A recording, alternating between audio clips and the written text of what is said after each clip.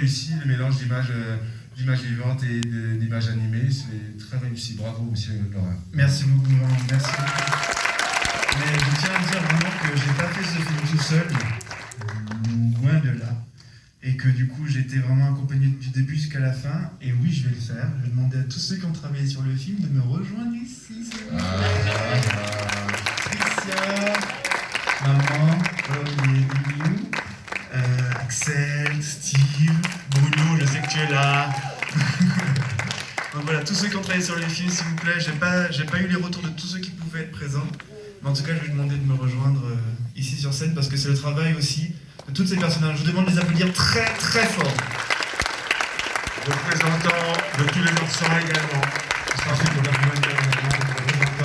les représentants, et bien sûr, et représentants des absents. Donc déjà, je remercie beaucoup tous ceux qui n'ont pas pu venir malheureusement. Et un immense bravo à tous ces groupes-là. Merci beaucoup. Monsieur Lancas. Venez. Bonjour Axel.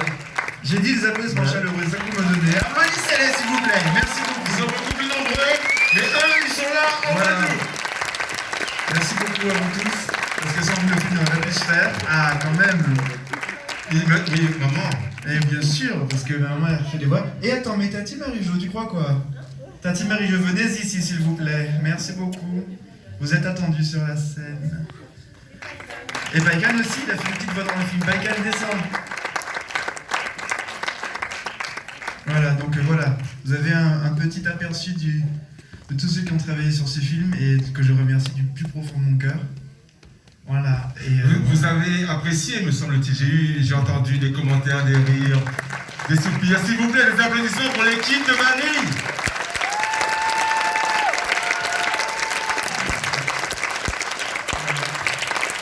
Alors, je vais vous les présenter quand même. Marie-Josée Gertz, qui a fait une voix dans le film, merci. Ma mère, David Laurin, qui a fait plusieurs voix dans le film. Tricia Evie, la Tati Frédéric. Maceo, qui a fait la voix de Oba. Bruno Cancel, qui lui a fait les images drone avec son frère Olivier. Donc quand même. Steve Lancastre, qui m'a accompagné dans des déboires sonores à vous raconter. Et par contre, vous, je ne me souviens pas vos prénoms, pardon. Ah, c'est toi Axel. Tu sais qu'on s'est jamais rencontré, voilà, Axel et Ludovic, voilà. Donc un gros encore des applaudissements pour vous tous. Regarde Daniel. T'as pas même tête que sur le stage. Daniel Théo. Mais je te jure, c'est pas pareil, on s'était pas rencontrés avant. Non, mais il y a eu Covid entre-temps. Non, c'est quand on s'est Skypé, c'est-à-dire l'année dernière. Oui, c'est ça. Il y a eu Covid depuis. Ouais, voilà, Change le de Covid tête, depuis. il y a eu Covid. Donc voilà, donc encore merci, les amis, c'est cool. Est-ce que justement, une des particularités, c'est ce mélange d'images animées, d'images vivantes. On voit la forêt, on voit le volcan. J'imagine que le travail du drone a été a aidé à ces choses-là. Comment est-ce qu'on combine les deux? Madame Félix tout à l'heure parlait de technique. Est-ce qu'il y a également quelque chose de particulier, d'innovant en termes de technicité par rapport à ça? Alors en fait, c'est deux techniques vraiment nouvelles. D'habitude, c'est fait de manière un peu plus... c'est beaucoup utilisé pour la comédie ou alors vraiment le drame. Mais là, pour cette fois-ci, on voulait juste que la vidéo ait un sens avec l'histoire. Et donc, par exemple, les drones, souvent, ce sont les points de vue du Soukounian comme ils volent. On pouvait justifier ces vues-là par le Soukounian et aussi des fois pour montrer quand même l'île vue du ciel, parce qu'on a une belle île quand même, il faut la montrer un petit peu. Mais je voulais éviter de faire des cartes postales. Et comme on accompagne Vanille dans son périple, on a ses points de vue de son voyage à elle. Donc voilà, c'était important. Et pour moi, la vidéo, c'était un moyen aussi de dire que Vanille, elle est en dessin animé. Quand elle arrive en Guadeloupe, elle est dépaysée parce qu'elle n'a pas grandi là-bas. Donc graphiquement, c'est différent. Mais en plus, là où elle arrive, c'est concret, c'est de la vidéo, c'est réel. Elle est dessins animés, et elle rend le concret, donc elle retourne vers ses racines qui sont réelles pour elle, c'est ce dont elle a besoin. Donc c'est ce qui l'ancre. Ouais, c'est ce qui l'ancre dans le. Merci, c'est ce qui l'ancre dans le film, quoi. Et c'est ce qui lui permet aussi de retrouver sa partie d'elle-même qu'elle ne connaît pas. Donc voilà. Merci. C'est un film à destination du jeune public. C'est pour toute la famille. Pour toute la famille, c'est clair. Mais en même temps, oui. Les premiers concernés sont les jeunes. Les enfants. Tu en as deux là à côté de toi. Tu nous les présentes précisément. Mais oui, alors Maceo, Carole et Paikan Carole. Donc Maceo a fait la voix de Oba, que vous avez vu, le petit garçon avec les feuilles sur la tête.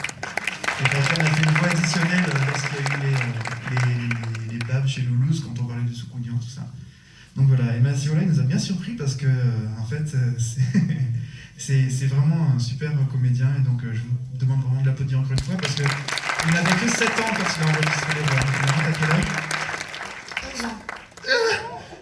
Il y a déjà 3 ans que tu fait tout ça? Non, si, il allait avoir 8 ans. Mais c'est vrai que ça remonte. Hein. Tu vois, ben voilà, faites des films d'animation, mais le temps passe, mais on prend pas une ride. Non, mais... donc voilà, donc encore un grand bravo à ces enfants. Et puis voilà, Bravo, j'espère aussi en effet, et notamment le personnage de Boba est très attachant. Ah, il est top. Il y a aussi, j'ai le sentiment tu as un intérêt pour l'environnement, la nature, l'écologie. La quoi? L'écologie, pardon, j'ai un J'ai jamais entendu parler. Oui, bien et- sûr. et- Ouais, ça transparaît, mais en même temps de façon assez subtile et Ben, induite.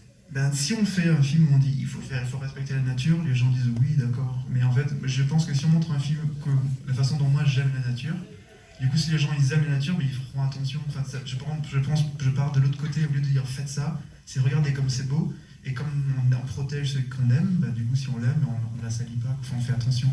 Après, il n'y a pas de message écologique derrière, je voulais montrer la Guadeloupe que j'aime, et voilà. Et que j'ai grandi, ou voilà, dans laquelle j'ai grandi, voilà. Et également autour de la mythologie, le Soukounian, le personnage d'Oba, Oui. les croyances autour de l'action des Soukounians la nuit, etc. Mhm. Il y a tout un imaginaire qui est comme ça. Ah ben là, il y a eu un gros travail d'écriture parce que quand j'en est venu à l'idée que le Soukounian mange les cheveux, on m'a dit comment ça mange les cheveux, le Soukounian mange les cheveux. Et donc il y a eu tout un discours autour de ça. Et en fait, on s'est rendu compte on a utilisé la figure du Soukounian pour encore une fois raconter l'histoire de Vanille qui n'aime pas ses cheveux. Et donc si on lui risque de lui prendre et de prendre les cheveux des gens qu'elle aime, alors elle prend conscience de la valeur de ce qu'elle a qu'à partir du moment où elle risque de le perdre.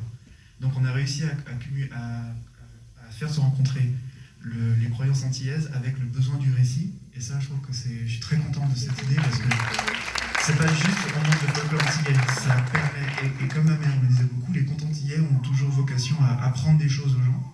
Et donc la figure du Soukounian, la figure d'Ombré Pois Rouge, tout ça, c'est des choses pour faire prendre conscience aux gens de pas traîner tard le soir, des choses comme ça, mais il y a toujours un message derrière.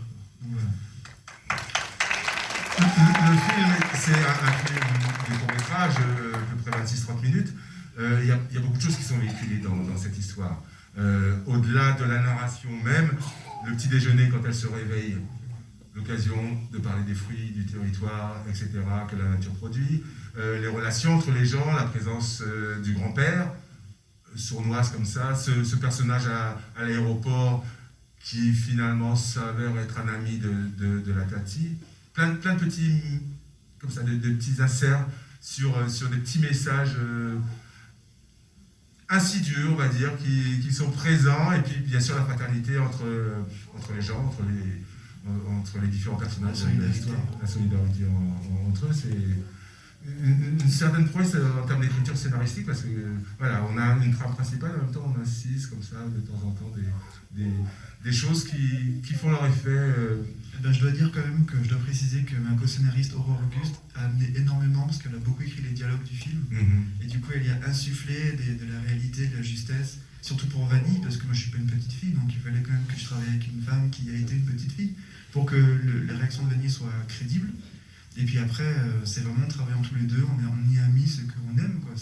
Tu vas à l'aéroport, tu fais coucou parce que tu connais la personne qui travaille là, on connaît tous quelqu'un qui travaille quelque part. Enfin voilà, c'est des petites choses qui sont pour moi naturelles. Je pense pas qu'on ait vraiment cherché à mettre ça. On s'est rendu compte que comme c'était en nous, c'est sorti spontanément et c'est ce que les gens remarquent. Mais en même temps, c'est normal, c'est comme ça qu'on est, quoi. Donc c'est normal que ça plaise. Oh, oh. Ben, justement, ces onomatopées dans la relation notamment avec la Tati, Frédéric et Hippo, j'ai entendu quelqu'un rigoler à un moment donné où justement il n'y avait pas de dialogue. Ah. Quand Hippo quitte Frédéric, il enfourche sa moto et il y a un regard à travers le casque qui est très touchant, la séduction entre les deux, etc. Et là, il n'y avait pas de dialogue, pas de voix, et ça a suscité des rires parce qu'il y avait de l'émotion. Mais ça, c'est l'animation aussi. Je trouve que c'est la force du dessin animé, c'est que comme c'est un dessin, on est obligé d'être expressif, donc tout de suite les gens voient l'expression des personnages et on peut se projeter sur ce qu'ils pensent. Mais chaque personne a imaginé, bon, c'est assez clair que voilà, mais quand même de dire qu'est-ce qui s'est dit à ce moment-là. Voilà. Mais ça, c'est la force du dessin animé, je trouve. Ouais. Après, il y en a aussi. Et puis il y a la musique. Ouais. Ah, c'est Chassol.